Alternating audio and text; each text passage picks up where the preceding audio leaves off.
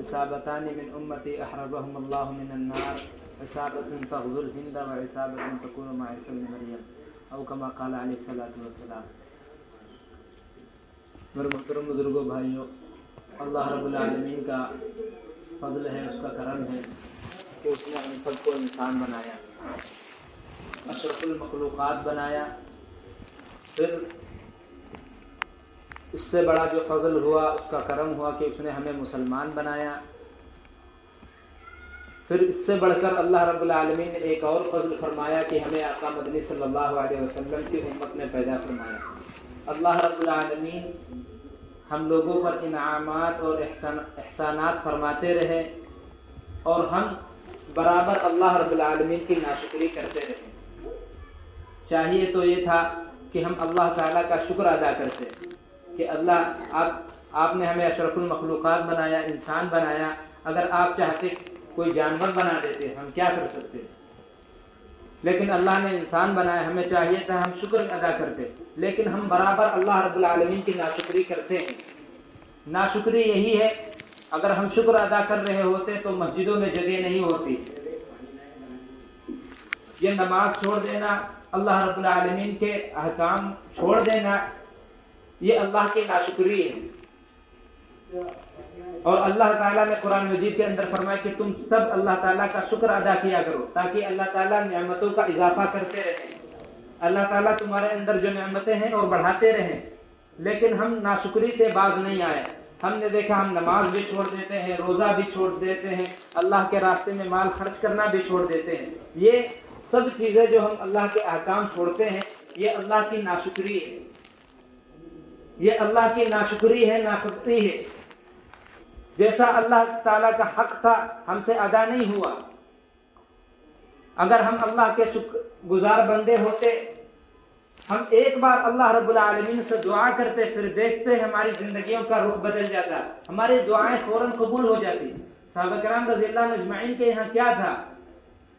صحابہ کرام رضی اللہ عنہ اجمعین ہاتھ اٹھاتے تھے، اللہ رب العالمین ان کی دعاؤں کو قبول فرما لیتا تھا، اس لیے کہ وہ اللہ کی نعمتوں پر برابر شکر کرتے رہے۔ انہوں نے کبھی جان بوجھ کر اللہ کی نافرمانی نہیں کی، پھر بھی اتنے اللہ رب العالمین سے توبہ استغفار معافی تلافی کرتے رہے۔ اور ہم قدم قدم پر گناہ کرتے ہیں، قدم قدم پر اللہ کی نافرمانی کرتے ہیں، قدم قدم پر اللہ کو ناراض کرتے ہیں، قدم قدم پر اللہ رب العالمین کے جو احکام اللہ نے فرض کیے ہیں جن کو ادا کرنا ضروری ہے ہم شوق سے چھوڑ دیتے ہیں۔ اور اللہ تعالیٰ نے ایسی کوئی عبادت ہی نہیں رکھی جو انسان کر نہ سکے۔ اللہ رب العالمین نے قرآن مجید کے اندر فرمایا لا یکلف اللہ نفسا الا وسعها لها، کہ ہم نے کسی بندے پر ایسی ذمہ داری ڈالی ہی نہیں کہ وہ بندہ پوری نہ کر سکے۔ ایسی کوئی عبادت اللہ رب العالمین نے بندوں پر نہیں ڈالی کہ وہ پورا نہ کر سکے۔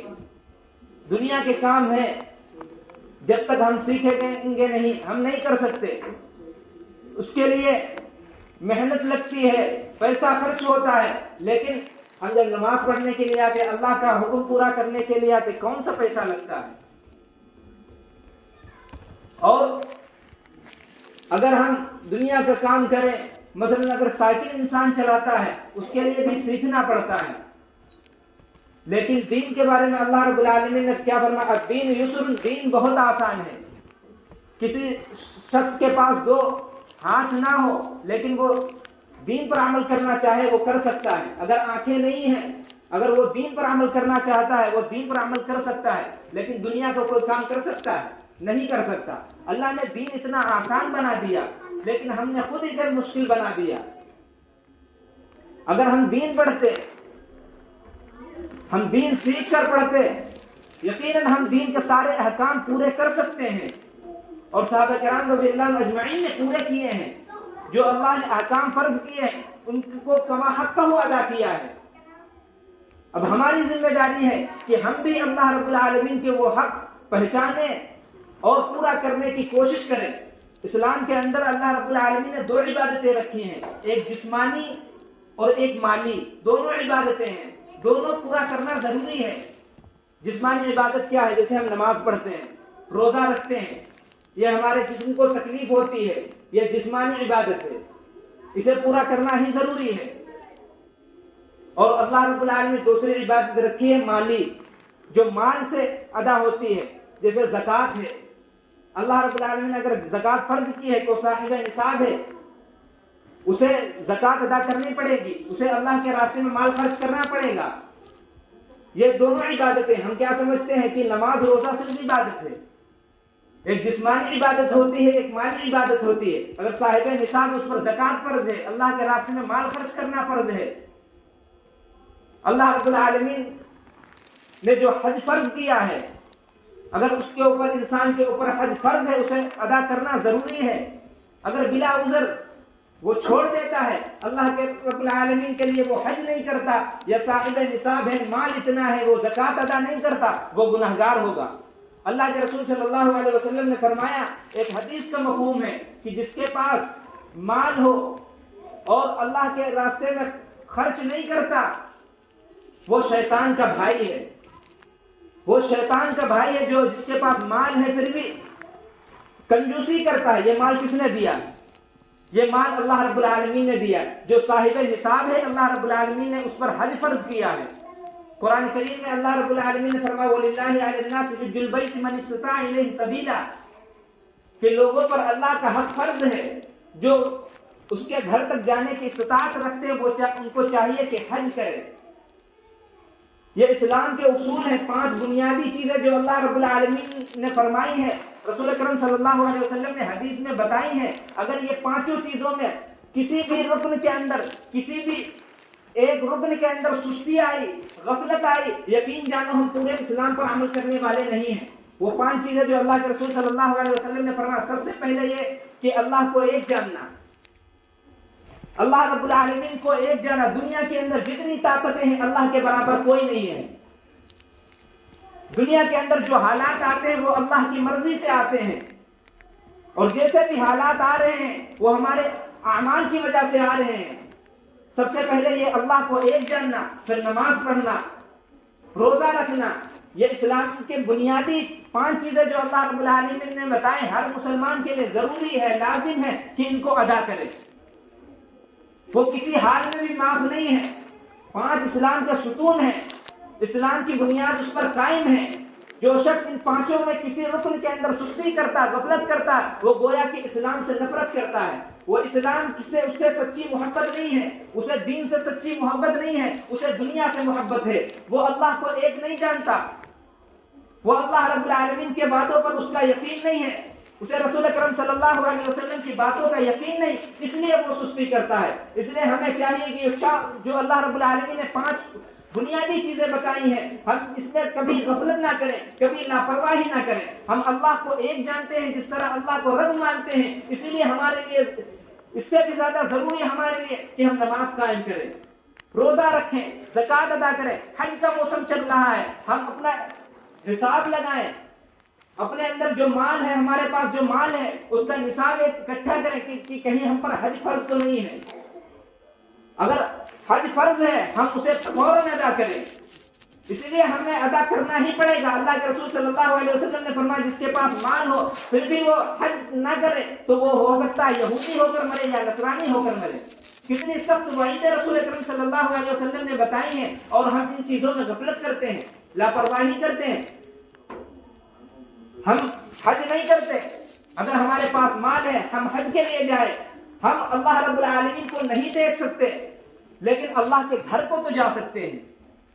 وہ کیسا مسلمان جس کے دل کے اندر کعبۃ اللہ کا شوق نہ ہو، رسول اکرم صلی اللہ علیہ وسلم کی مسجد نبوی جانے کا شوق نہ ہو، وہ کیسا مسلمان، کیسی محبت اللہ کے رسول صلی اللہ علیہ وسلم سے۔ ارے ہمیں چاہیے تھا کہ ہم اپنا گھر بار جو کچھ ہمارے پاس ہے بیچ کر جانا پڑے، ہم چلے جاتے کہ اللہ کا گھر دنیا کے اندر ہے، کعبۃ اللہ اللہ کا گھر، ہم اسے تو دیکھ سکیں۔ سچ بتاؤ وہ آنکھیں کتنی پیاسی رہ جاتی ہیں، وہ دل کتنا پیاسا رہ جاتا ہے جو اللہ کے گھر کو نہ دیکھ سکے۔ ہم اللہ رب العالمین کے لیے نماز پڑھتے ہیں، رکوع میں کہتے ہیں سبحان ربی العظیم، سجدے میں کہتے ہیں سبحان ربی الاعلی، ہم نماز میں کھڑے ہو کر کہتے ہیں الحمدللہ رب العالمین اللہ کی تعریف کرتے ہیں، اور ہمارے دل کے اندر اللہ کے گھر اور کعبۃ اللہ مکہ جانے کا، مدینہ جانے کا کوئی شوق نہیں ہے، ہم اس شوق کو پیدا کریں۔ صحابہ کرام رضی اللہ عنہم اجمعین سے جب رسول اکرم صلی اللہ علیہ وسلم نے کہا تھا کہ عمرہ کرنا ہے، آپ مدینے میں تھے، کس طرح وہ لوگ مچل گئے تھے، اور کہا تھا رسول اکرم صلی اللہ علیہ وسلم ہم حاضر ہیں، چلیے ہم عمرہ کرتے ہیں۔ کتنا شوق تھا مکہ اور مدینہ جانے کا۔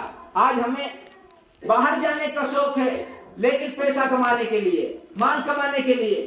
کبھی ہمارے دل کے اندر یہ شوق نہیں ہوا کہ ہم اللہ کا گھر دیکھیں، ہم حج کریں۔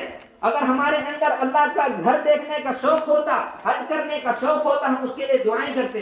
ہمارے اسلاف کے قصے پڑھو، بزرگان دین کے قصے پڑھو، جب حاجی حج کے لیے روانہ ہوتے تھے وہ کس قدر روتے تھے، کس قدر تڑپتے تھے کہ ہمارے پاس مال نہیں ہے، اسباب نہیں ہے، ورنہ ہم بھی جاتے۔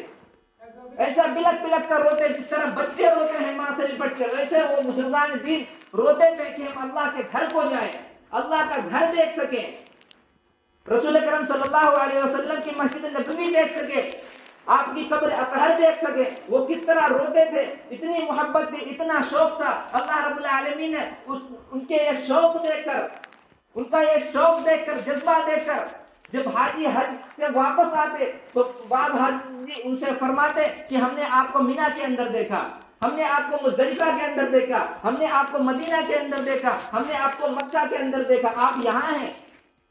پتا چلا کہ اللہ رب العالمین ان کی یہ سچی محبت دیکھ کر فرشتہ ایک ان کے لیے مقرر کر دیتا ہے جو ان کی طرف سے حج کرتا ہے۔ اگر یہ شوق ہمارے دل کے اندر ہوتا، ہم یہ کہتے کہ ہم اپنا گھر بار بیچ کر، اور جو اللہ رب العالمین نے ہمیں مال دیا ہے، دنیا جو ہم نے کمائی ہے، یہ سب بیچ باچ کر ہمیں اللہ کا گھر دیکھنے کا، اللہ کے گھر جا سکتے تو ہم جائیں گے۔ یقین جانو اللہ رب العالمین اس پر ہماری مغفرت فرما دیتا، اللہ رب العالمین اس پر ہمارے گناہوں کو نیکیوں سے بدل لیتا۔ اور حاجی حج کے لیے جب روانہ ہوتا، جب جاتا ہے، جب وہاں سے واپس آتا ہے، وہ ایسا ہوتا ہے جیسا کہ ماں نے آج ہی اسے پیدا کیا ہے۔ یہ حج اللہ رب العالمین کا فرض کیا ہوا احکام ہے۔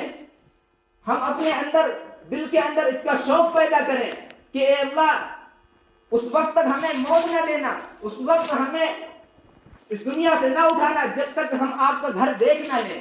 اگر یہ شوق ہوگا، جذبہ ہوگا اور سچی محبت ہوگی، یقین جانو اللہ اپنے پاس ہمیں بلائیں گے، اللہ رب العالمین ہمیں مکہ اور مدینہ دکھائیں گے، رسول اکرم صلی اللہ علیہ وسلم کے روز اطہر ہم دیکھیں گے۔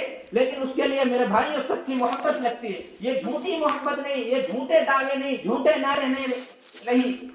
ہم جھوٹی محبت کرتے ہیں، جھوٹے نعرے لگاتے ہیں، اس لیے ہم مسجدوں سے کتنی دور ہیں۔ اگر ہمیں مال خرچ کرنے کی باری آتی ہے، نمبر آتا ہے، ہم گناہ کے کاموں میں شوق سے خرچ کرتے ہیں۔ اگر یہی ہم مال اکٹھے کر جوڑ کر رکھیں اور اللہ رب